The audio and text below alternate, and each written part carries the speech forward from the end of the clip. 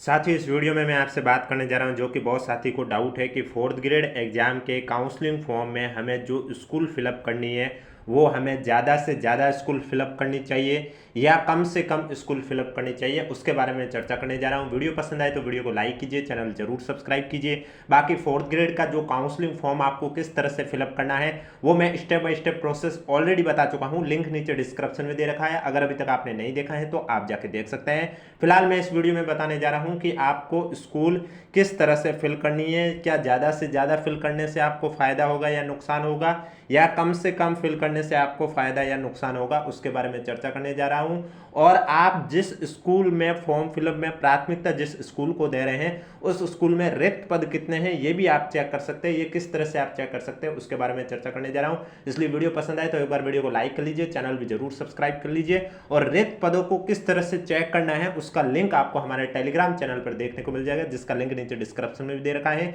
और comment box में भी पिन कर रखा है। अगर अभी तक आपने ज्वाइन नहीं किया तो आप जाके ज्वाइन कर सकते हो। तो चलिए सबसे पहले तो मैं बता देता हूं कि रिक्त पद आपको किस तरह से चेक करना है, क्योंकि आपके मालूम है सभी जिलों की अलग अलग लिस्ट आई है, तो सभी जिलों की एक साथ अलग अलग पीडीएफ प्रोवाइड करने से बेटर है मैंने आपको लिंक प्रोवाइड करवा दिया, जिससे कि जिस कैंडिडेट को जिस जिले की पीडीएफ चेक करनी है वो वही पीडीएफ डाउनलोड कर सके।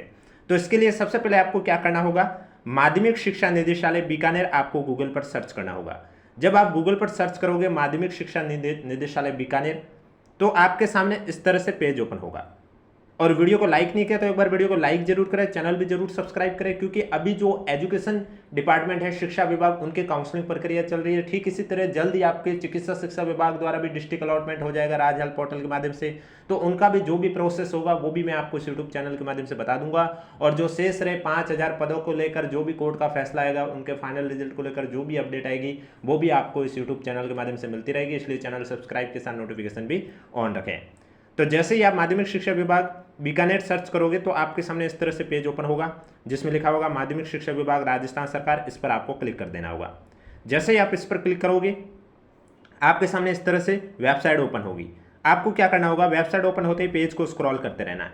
पेज को स्क्रॉल करते रहोगे तो नीचे जब आपको एक ऑप्शन देखने को मिलेगा गवर्नमेंट डॉक्यूमेंट का, जिसके आगे व्यू ऑल लिखा हुआ है, तो आपको क्या करना है, गवर्नमेंट डॉक्यूमेंट के आगे जो व्यू ऑल लिखा हुआ है उस पर आपको क्लिक कर देना है। क्योंकि यहाँ पर तो आप देखोगे तो आपको 4-5 लिस्ट ही देखने को मिलेगी। जब आप व्यू ऑल पर क्लिक करोगे तो आपको कंप्लीट लिस्ट देखने को मिलेगी। जैसे ही आप व्यू ऑल पर क्लिक करोगे आपके सामने नया पेज ओपन हो जाएगा और उस पेज को स्क्रॉल करना होगा। जब स्क्रॉल करोगे तो नीचे आपको इस तरह से डेट भी दे रखी होगी, काउंसलिंग 27 जुलाई को, यानी कि ये पीडीएफ कौन सी डेट पर अपलोड हुई है। और उसके आगे आपके लिखे हुए भी होंगे चतुर्थ श्रेणी कर्मचारी सीधी भर्ती 2024 काउंसलिंग के लिए स्थायी वरीयता और रिक्त पदों की सूची। इसके अलावा यहाँ पर देख सकते हैं आपके जिले वाइज लिस्ट दे रखी है, जैसे कि ये उदयपुर जिले की है, चतुर्थ श्रेणी कर्मचारी भर्ती 2024 मेरिट रिक्तियाँ काउंसलिंग सूचना जिला उदयपुर। इसी तरह आप देख सकते हैं आपको जिले वाइज लिस्ट है वो देखने को मिल जाएगी। तो आपका जो भी जिला है, यानी कि अगर किसी कैंडिडेट का बाड़मेर जिला है तो वो क्या करेगा, जो जिला है वो पीडीएफ ढूंढेगा, जैसे कि उदयपुर जिले की है या बाड़मेर जिले की है, तो उसके सामने जब आप देखोगे तो जिस पीडीएफ को आप देख रहे हैं उसके सामने आपके सामने इस तरह से व्यू डिटेल का ऑप्शन आएगा, उस पर आप क्लिक करोगे तो आपकी पीडीएफ है वो डाउनलोड हो जाएगी। डाउनलोड होने के बाद उसमें आपके स्कूल के नाम और रिक्त पद देखने को मिल जाएंगे। फिर आप जो स्कूल सेलेक्ट करना चाहते हो, जब काउंसलिंग फिल करोगे तो वहाँ आपके डिस्ट्रिक्ट का आपको सेलेक्ट करनी होगी। जब आप डिस्ट्रिक्ट सेलेक्ट करोगे, अगर सेलेक्ट कर रखी है तब कोई दिक्कत नहीं है, सेलेक्ट करनी होगी तो आपको सेलेक्ट करनी है। इसके बाद और एक और समस्या जो कैंडिडेट को आ रही है कि हमें रजिस्ट्रेशन वापस करना है या नहीं करना, उसके बारे में भी मैं इस वीडियो के माध्यम से आपको अवगत कराऊंगा, इसलिए वीडियो को बिना स्किप किए कंप्लीट देखें।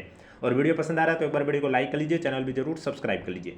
तो ये पीडीएफ आप डाउनलोड करने के बाद आप आराम से चेक कर सकते हैं, जैसे कि आपका जो भी जिला है, चाहे जोधपुर जिला हो तो जोधपुर जिले में आपके कितने स्कूल हैं जिनमें रिक्त पद है, वो आप कंप्लीट विवरण देख सकते हैं और उसके हिसाब से आप प्राथमिकता किसे देना चाहते हैं वो आप अपनी मर्जी से दे सकते हैं। अब बात आती है कि कम से कम दे या ज़्यादा से ज़्यादा दे। देखो, ज़्यादा से ज़्यादा देंगे तो आपको बेनिफिट होगा, इसके पीछे का क्या रीजन है वो भी मैं आपको बता देता हूँ।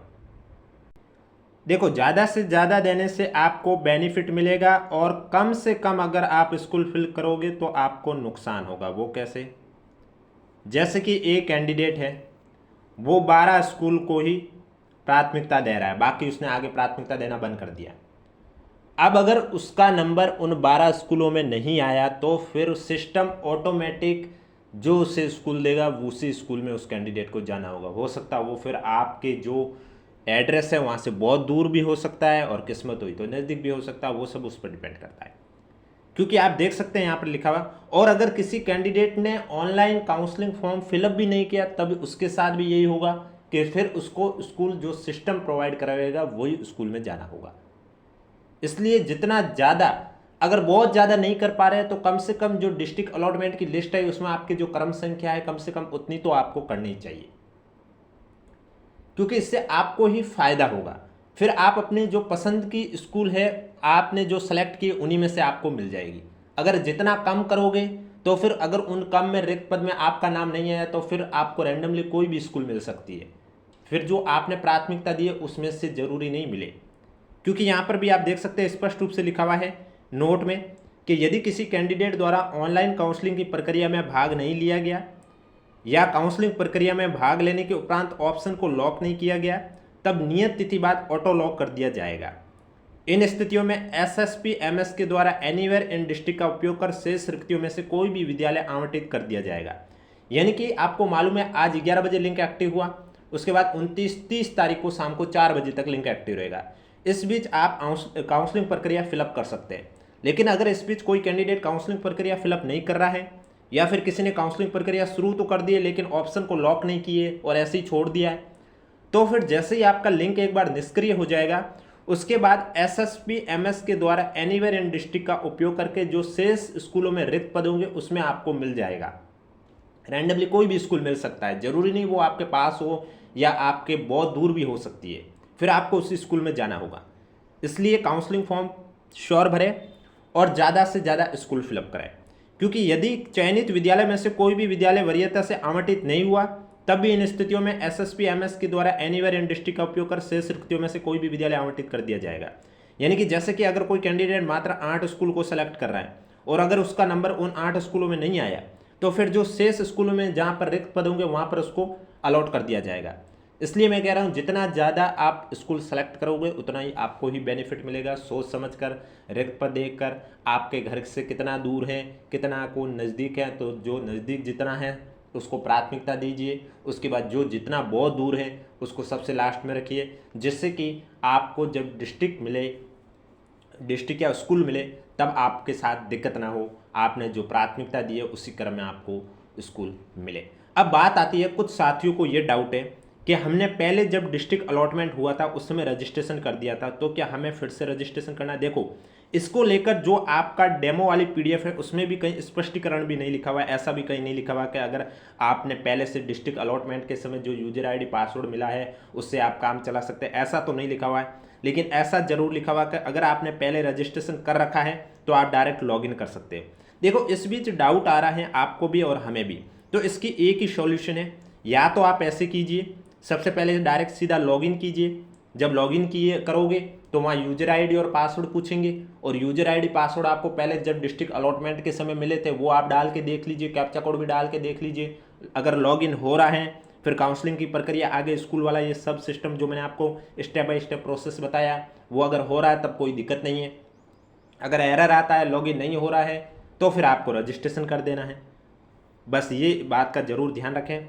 और जिन भी साथियों को अगर अपने मोबाइल नंबर या ईमेल आईडी चेंज करवाने हैं तो वो माध्यमिक शिक्षा निदेशालय बीकानेर में उपस्थित होकर अपने mobile number email ID change करवा सकते हैं, क्योंकि आगे की जो भी आपको सूचना है विभाग द्वारा, जो भी चाहे बोर्ड द्वारा मिले विभाग द्वारा मिले, आपके जो registered mobile number email ID वहीं पर मिलेंगे। और अगर वो सिम आपके या मेल आईडी बंद हो चुकी है, ये लॉगिन नहीं हो रही है, मेल आईडी सिम बंद हो चुकी है, किसी और के नाम की हो चुकी है, अब आप वो सिम का उपयोग नहीं कर रहे हैं तो आप अपने mobile number email ID change करवा सकते हैं, क्योंकि यहाँ पर भी स्पष्टीकरण दे रखा है। देख सकते हैं आपको यहाँ लिखा हुआ है कि स्टूडेंट को उनके द्वारा ऑनलाइन आवेदन में भरे गए मोबाइल नंबर ईमेल पते पर एसएमएस और ईमेल के माध्यम से आवश्यक सूचनाएं प्रेषित की जाएगी। अतः समस्त स्टूडेंट को निर्देश दिए जाते हैं कि वे निरंतर चेक करें, प्रेषित निर्देशों की पालना करें। यानी कि जो भी सूचना होगी आपको एसएमएस और ईमेल के माध्यम से ही दी जाएगी। और एसएमएस कहाँ पर आएंगे, जो आपका रजिस्टर्ड मोबाइल नंबर है, ईमेल कहाँ पर आएंगे, जो आपका रजिस्टर्ड ईमेल आईडी। यदि किसी स्टूडेंट के मोबाइल नंबर ईमेल बंद होने पर विभाग का कोई दायित्व नहीं होगा। अगर आपका ईमेल मोबाइल नंबर बंद है और आप विभाग को सूचित भी नहीं करें तो इसमें विभाग की कोई गलती नहीं है। यदि किसी स्टूडेंट द्वारा आवेदन करते समय गलत मोबाइल नंबर प्रविष्ट कर दिए गए हैं तो प्रारंभिक शिक्षा माध्यमिक शिक्षा निदेशालय बीकानेर में उपस्थित होकर मोबाइल नंबर परिवर्तित करवा सकते हैं। और अगर आपने गलत मोबाइल नंबर डाल दिए फॉर्म फिलअप के समय तो आप वो नंबर भी चेंज करवा सकते हैं। अब कुछ साथियों को ये डाउट है कि हम एप्लीकेशन फॉर्म हमारा गुम हो गया है तो हम 4th ग्रेड के एप्लीकेशन नंबर कहाँ से लाएं। इसकी भी सॉल्यूशन है। आपको क्या करना है, SSO ID लॉगिन कर देनी है। SSO ID जैसे ही आप लॉगिन करोगे तो वहाँ पर आपको OTR प्रोफाइल ओपन होगी, उसके ऊपर 3 लाइन देखने को मिलेगी, उस पर आपको क्लिक कर देना होगा।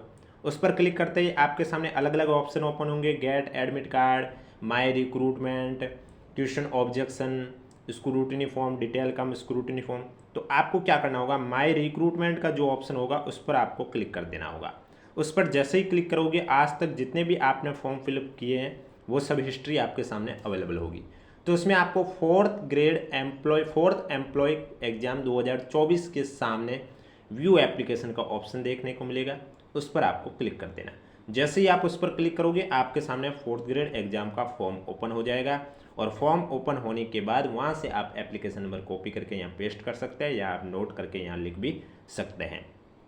इसके अलावा जहाँ डेट ऑफ बर्थ पूछी जा रही है तो वही लिखनी है आपको, डेट ऑफ बर्थ जो आपके फॉर्म के अंदर है। डेट ऑफ बर्थ लिखते समय आपको ये ध्यान रखना है कंप्लीट लिखनी है, यानी कि डे भी लिखना है, मंथ भी लिखना है और ईयर भी लिखना है। इस फॉर्मेट में लिखना है। कौन से फॉर्मेट में, DDMMYY। यानी कि अगर किसी की डेट ऑफ बर्थ जैसे कि 4 अप्रैल है तो वो डे में 04 लिखेगा और मंथ में भी 04 लिखेगा, ना कि ऐसे 44 लिखेगा। क्योंकि यहाँ पर आप देख सकते हैं इस तरह से लिखा, तो उसी फॉर्मेट में आपको अपनी डेट ऑफ बर्थ लिखनी है और आपका नाम जो फॉर्म के अंदर फिलअप है वो नाम भी लिखना होता है। तो इस तरह से रजिस्ट्रेशन को लेकर जैसा कि मैंने आपको कहा है आप एक बार चेक कर लीजिए डायरेक्ट लॉगिन करने से। अगर वो सिस्टम आपका काम कर रहा है, डिस्ट्रिक्ट अलॉटमेंट वाले से ही लॉगिन हो रहा है तो कोई दिक्कत नहीं है, आप आगे आराम से कर सकते हैं। अगर नहीं हो रहा है तो आपको रजिस्ट्रेशन कर देना है और जिससे कि आप आराम से फिल चॉइस कर दोगे। फिल चॉइस करते समय किस तरह से, यहाँ पर आपके सामने देखो ब्लॉक नेम भी लिखे होंगे। ब्लॉक नेम ये कंप्लीट लिस्ट आपको मैंने आपको अभी बताया, रिक्त पदों का वर्गीकरण दे रखा, वहाँ से आप देख सकते हैं। तो आपको कौन सा ब्लॉक सेलेक्ट करोगे वो आप अपने अनुसार कर सकते हैं। इसके बाद डिस्ट्रिक्ट नाम भी आपका आ जाएगा, नहीं आए तो आप अपने डिस्ट्रिक्ट सेलेक्ट कर सकते हैं। और उसके बाद यहाँ पर पूरी अवेलेबल चॉइस, अब आपको किस तरह से करना है, यहाँ पर जो प्लस होगा, आप जिस स्कूल को प्राथमिकता नंबर 1 पर रख रहे हैं तो उस प्लस पर क्लिक कर देना है, वहाँ पर ऑटोमेटिक वो आ जाएगा उस प्राथमिकता पर। जैसे कि मैंने मान लिया यहाँ पर 1 2 3 4 स्कूल शो हो रही है और यहाँ पर पूरा खाली है। तो आपने चेक किए चारों स्कूल, आपको चौथे नंबर की स्कूल पसंद आई है, आप सोच रहे हैं कि इसको मैं प्राथमिकता नंबर 1 पर रखूँ, तो सबसे पहले इन सभी के आगे प्लस चिन्ह होगा। तो सबसे पहले आपको 4 नंबर के आगे जो प्लस चिन्ह है उस पर आप जैसे ही क्लिक करोगे यहाँ से वो गायब हो जाएगा और यहाँ पर 1 नंबर पर वो आ जाएगा। इसके आगे माइनस है, क्योंकि अगर आपने कोई गलती से प्राथमिकता गलती से दे दी, जैसे कि आपको 4 नंबर की देनी थी, आपने 1 नंबर पर क्लिक कर दिया, वो यहाँ पर आ गया प्राथमिकता पर, तो आप उसको हटा भी सकते हैं। माइनस पर क्लिक करोगे वहाँ से वो हटकर ऑटोमेटिक यहाँ आ जाएगा।